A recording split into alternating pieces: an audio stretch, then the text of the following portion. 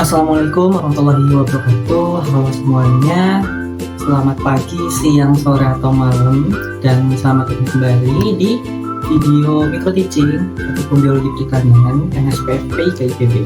Nah, perkenalkan lagi, nama saya Muhammad Azbu Maulana Putra dengan NIM C241241046, mahasiswa dari Departemen Manajemen Sumber Daya Perairan, Fakultas Pertanian dan Ilmu Kelautan, Institut Teknologi Bogor.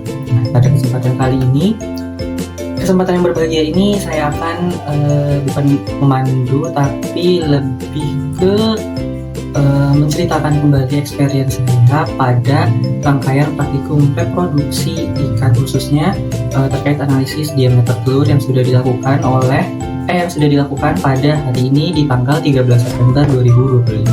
Nah, praktikum kali ini tuh merupakan lanjutan penting dari apa yang telah kami pelajari sebelumnya mengenai fekunditas dan juga tingkat kematangan gonad atau TKG dan juga indeks kematangan gonad atau IKG. Nah, kenapa sih analisis diameter telur itu sangat amat krusial atau sangat amat penting dalam biologi perikanan?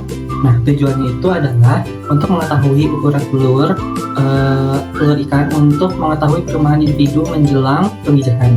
Nah, informasi ini itu sangat amat bermanfaat karena dengan mengamati variasi dari nilai IKG dan modus dalam distribusi frekuensi diameter telur, kita itu bisa menduga pola dan frekuensi pemijahan ikan tersebut. Nah, selain itu, data ini juga dapat digunakan untuk menduga produktivitas dan juga potensi produksi dari suatu kelompok ataupun populasi ikan. Nah, secara definisi, diameter telur adalah ukuran panjang dari satu telur yang diukur dengan mikrometer berskala yang sudah ditera. Nah, analisis ini dilakukan pada ikan yang sudah mencapai tahap perkembangan gonad yang matang. Nah, dengan kata lain, kita akan mengukur seberapa besar butir-butir telur yang sudah siap untuk dikeluarkan. Kemudian ada alat dan bahan praktikum. Nah, sebelum kita mulai, mari kita persiapkan terlebih dahulu alat dan bahan yang akan kita gunakan. Berdasarkan modul praktikum kita, beberapa alat utama yang kita butuhkan antara lain adalah mikroskop. Nah, ini adalah alat utama kita untuk melihat butir-butir telur secara detail dan mengukur diameternya. Nah, kemudian ada kaca preparat. Nah, kita akan meletakkan sampel telur di atas kaca ini sebelum diamati di bawah mikroskop. Kemudian ada timbangan digital, meskipun tidak digunakan langsung untuk mengukur diameter telur, tapi alat ini juga penting buat mengukur bobot biota uji dan juga gonad yang nantinya akan dihubungkan dengan data fekunditas yang bobotnya ini sudah kita ukur di praktikum sebelumnya. Kemudian ada alat bedah. Nah, ini digunakan untuk melakukan pembedahan dan pengambilan pergandalan ikan. Kemudian ada cawan petri, ini sebagai wadah untuk organ yang akan kita amati, yaitu gonadnya. Nah, kemudian ada ikan segar. Tentunya ini adalah spesimen utama yang akan kita bedah dan ukur. Ini ikan segar ini adanya di pertemuan sebelum-sebelumnya. Nah, kemudian ada formalin 10% dan juga atau alkohol teknis 96%. Ini juga ada di praktikum sebelumnya. Untuk prosedurnya adalah kita masuk ke tahapan inti, yaitu prosedur analisis diameter telur. Nah, langkah-langkah ini harus dilakukan dengan sangat teliti untuk memastikan data yang kita peroleh itu akurat. Langkah pertama, pastikan kita sudah memisahkan gonad ikan betina yang mempunyai TKG yang sudah matang dari tubuh ikan. Kemudian gonad yang ideal untuk analisis ini adalah gonad yang butir-butir telurnya sudah bisa dipisahkan satu persatu. Kemudian langkah kedua, kita akan mengambil sampel telur dari masing-masing gonad ikan betina yang sudah matang. Kita ambil sebanyak 50 butir telur yang masih utuh.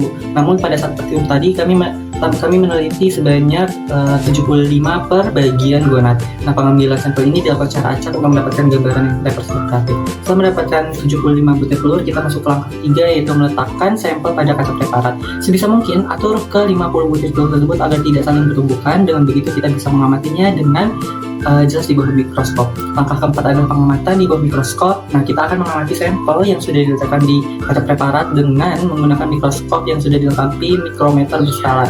Metode yang kita gunakan adalah metode penyapuan, di mana kita akan menggerakkan preparat secara perlahan untuk mengamati setiap butir telur satu persatu. Selama proses ini, catat nilai diameter dari setiap butir telur yang kita amati. Kemudian penting untuk mengulangi proses ini sebanyak 75 butir untuk setiap ekor gonad ikan betina yang sudah matang gonad atau di perbagian subgonadnya. Nah, setelah selesai, kita akan mendapatkan kumpulan data nilai diameter telur dari setiap ikan. Data inilah yang nantinya akan kita analisis lebih lanjut untuk membuat distribusi frekuensi yang akan memberikan kita gambaran tentang pola pemijahan ikan tersebut.